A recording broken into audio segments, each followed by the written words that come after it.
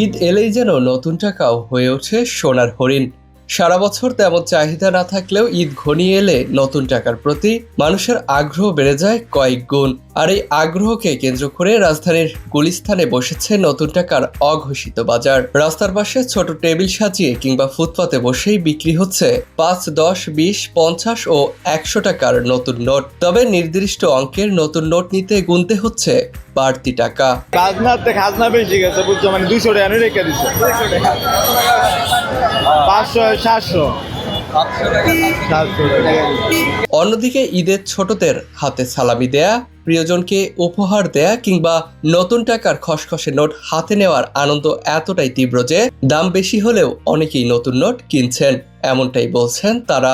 টাকা হলে কি আপনার বাসাইতে গেলে সবাই নতুন টাকা সবাই একটু খুশি হবে, এই আনন্দ আর কি। বেশি টাকা নিচ্ছে এটা একটু কিছু সমস্যা নেই। ঈদ ঘনিয়ে এলেই অনেকেই ব্যাংকে গিয়ে নতুন নোট সংগ্রহের চেষ্টা করেন। তবে এবার ভিন্ন, ব্যাংকে ঘুরেও নতুন নোট পাচ্ছেন না ভোক্তারা।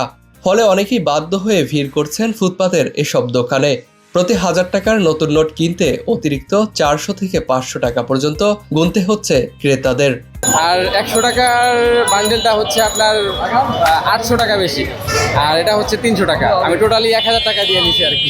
তবে কেউ কেউ আবার এই নতুন নোট সংগ্রহের প্রবণতাকে দেখছেন ভিন্ন চোখে। তাদের মতে নতুন টাকা ছাড়া ঈদ হবে না, এমন ভাবনা আসলেই অপ্রয়োজনীয় বিলাসিতা। নতুন টাকা না হলে কি ঈদ হবে না? এই কারণে মনে করেন ১০০০ টাকা ১০ টাকা নোট ১৫ টাকাতে আমি কেন কিনুম?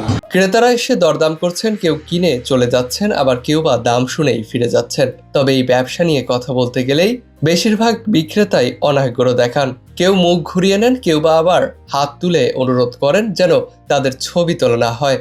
এসব নতুন নোট কিনতে আসা অনেক ক্রেতারাই বাড়তি দাম নিয়ে অসন্তোষ প্রকাশ করেছেন। তাদের দাবি, ব্যাংকে না পাওয়ার কারণেই বাধ্য হয়ে কিনতে আসতে হচ্ছে এখানে। আমরা তো সাধারণত ব্যাংকে গেলে এগুলো পাই না, ঠিক আছে। এগুলো হচ্ছে যে ফুটপাতে এগুলো চলে আসছে, এখন আমাদেরকে ফুটপাত থেকে নিতে হচ্ছে বাধ্য হয়ে।